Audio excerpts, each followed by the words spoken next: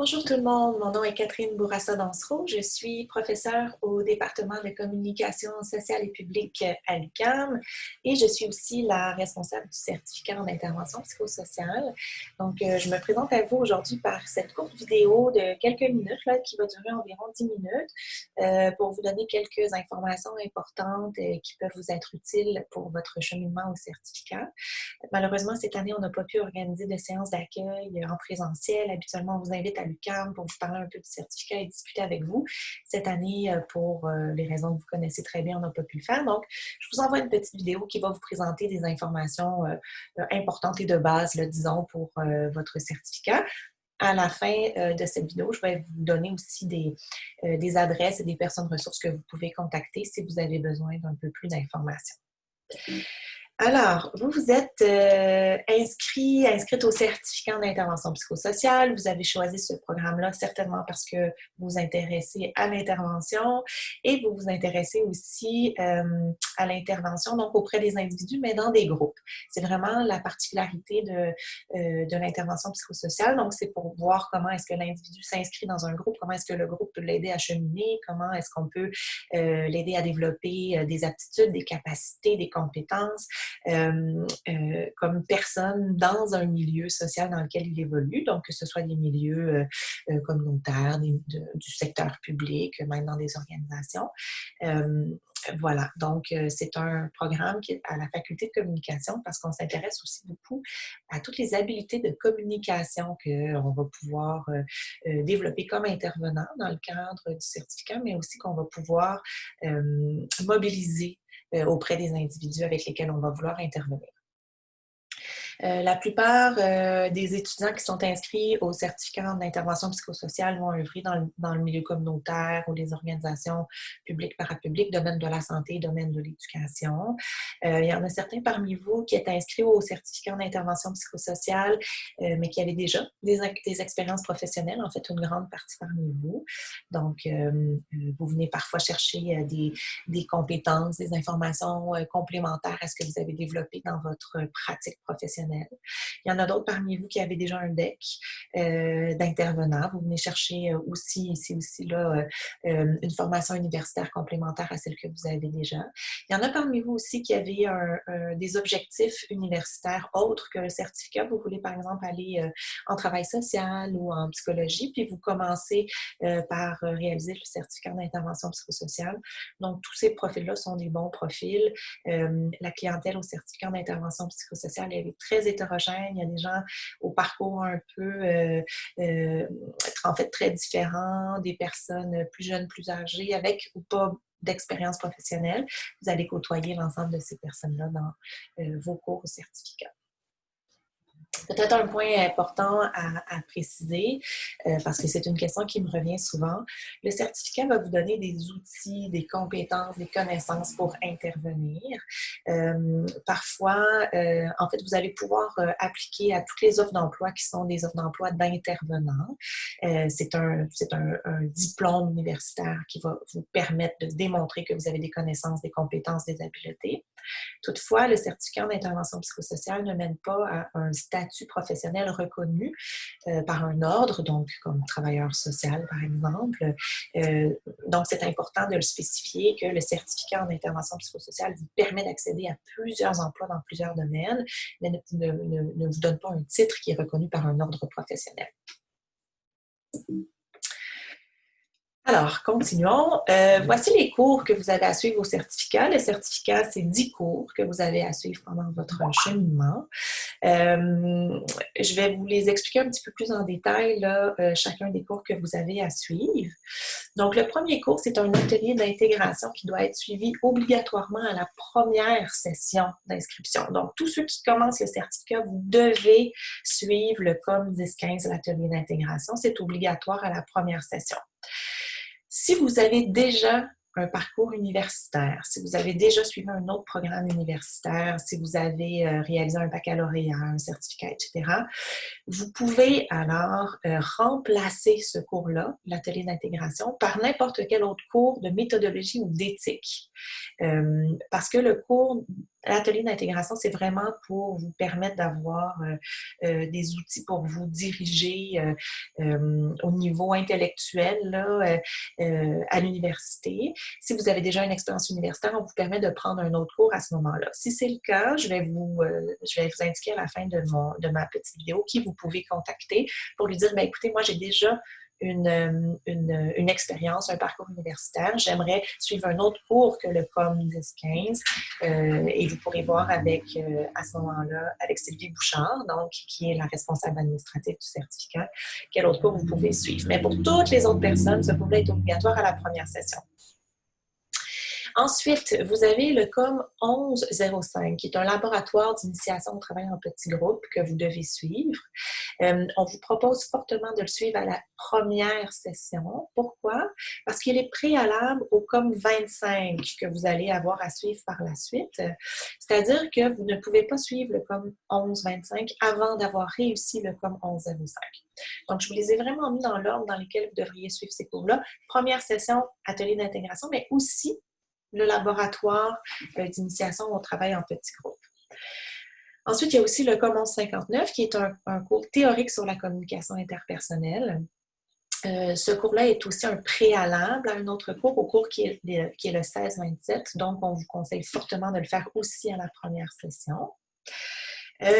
Ensuite, vous devez aussi, suivre le cours COM 1116, qui est un atelier de formation à la communication aidante, auparavant appelé Relations d'aide. Donc, ce cours, vous devez le suivre soit à la première session, soit plus tard, parce que ce n'est pas un cours qui est préalable à d'autres cours. Ensuite, vous allez devoir suivre comme cours obligatoire le COM 1125. Avant de le suivre, vous devez avoir réussi le COM 1105, le COM 1627, qui est communication et intervention, approche psychosociologique de l'intervention. Et finalement, le dernier cours obligatoire que vous avez à faire dans le cadre du certificat, c'est le COM 2025, une activité de synthèse en intervention psychosociale, qui est un peu comme notre espèce de cours stage. Vous allez devoir réaliser une intervention psychosociale. Ce cours-là, vous devez le suivre après avoir réussi l'ensemble de vos cours obligatoires. Donc, c'est très important que vous suiviez cette logique-là, car le COM 1125, vous allez pouvoir le suivre seulement si tous vos autres cours obligatoires, donc tous ceux qui sont sur cette liste-là, ont été réussis avant. Ensuite, vous avez 3 cours au choix à réussir dans le cadre de votre certificat. Les cours au choix, ce sont des cours au choix. Si vous vous intéressez plus à la psychologie, vous pouvez prendre des cours en psycho, travail social, des cours en travail social, à la communication, des cours en communication. Dans le descriptif du programme, vous avez une liste de cours au choix qui sont proposés par le programme. Toutefois, s'il y a un cours au choix qui vous intéresse, qui n'est pas dans cette liste-là, et que vous pouvez nous expliquer en quoi il est utile pour votre parcours professionnel et votre parcours académique, c'est certainement un cours qu'on va pouvoir vous reconnaître aussi comme cours au choix. Alors, dans le certificat, 10 cours, 7 cours qui sont des cours obligatoires que vous devez suivre et 3 cours qui sont des cours au choix. Je vous présente ici 2 grilles. Ce sont vraiment des exemples de cheminement que vous pouvez suivre au certificat.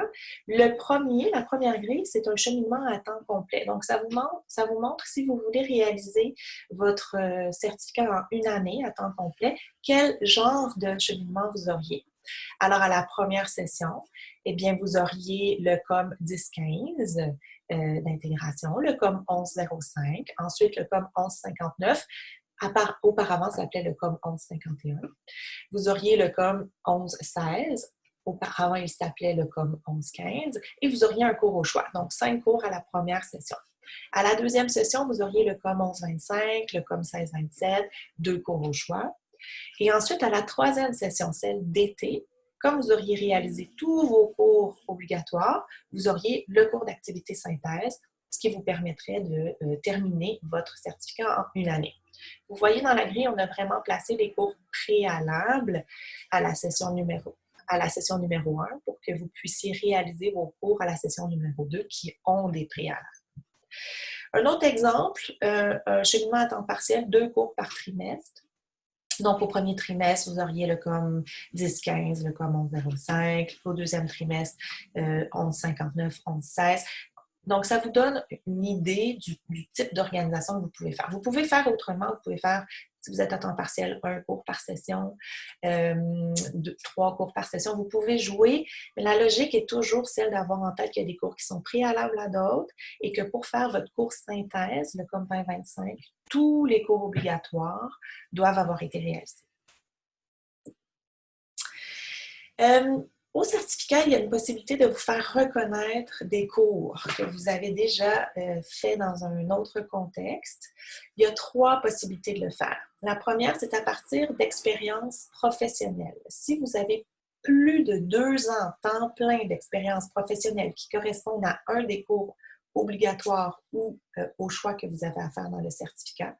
Par exemple, si vous pouvez nous démontrer que vous faites de la relation d'aide dans le cadre de votre pratique professionnelle, que vous pouvez nous fournir une lettre de votre employeur qui décrit vos tâches, que vous pouvez dans une lettre nous expliquer quelles sont vos aptitudes et vos compétences professionnelles, on pourrait vous reconnaître un des cours, celui sur la communication aidante, à partir de votre expérience professionnelle. Un seul cours peut être reconnu de cette façon-là.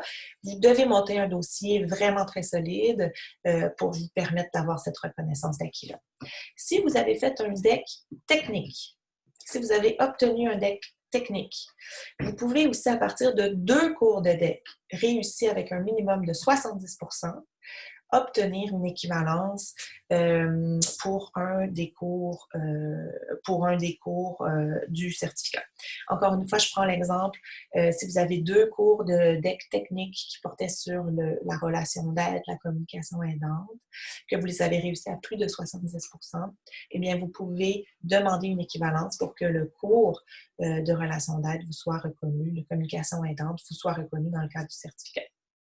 Finalement, si vous avez un parcours universitaire, que vous avez déjà des cours universitaires qui ont été réussis, il peut y avoir une possibilité aussi que certains de vos cours soient reconnus dans le cadre du certificat. Pour toutes ces informations-là relatives à la reconnaissance d'acquis de cours et pour toutes les questions aussi que vous avez sur votre cheminement, l'inscription à des cours, vous pouvez communiquer avec Sylvie Bouchard à l'adresse suivante communication.cips, certificat d'intervention psychosociale, à commercialucam.ca. Sylvie Bouchard s'occupe de toutes les questions de reconnaissance d'acquis, de toutes les questions de cheminement, d'inscription, et elle va pouvoir répondre plus en détail à vos questions si vous en avez à ce niveau-là. Vous pouvez aussi consulter le site du certificat d'intervention psychosociale sur le site de l'UQAM, où il y a beaucoup d'informations concernant les reconnaissances d'acquis, concernant votre cheminement et les cours à suivre. Voilà, alors ça fait le tour des informations importantes que je voulais vous donner rapidement là, dans cette petite vidéo. Je pense que le message le plus important que je veux vous donner, c'est bienvenue à l'UQAM, bienvenue au certificat. N'oubliez pas de faire un choix judicieux dans vos cours, de suivre le cheminement qui vous est proposé pour vous assurer de pouvoir respecter l'ordre des cours que vous avez à suivre.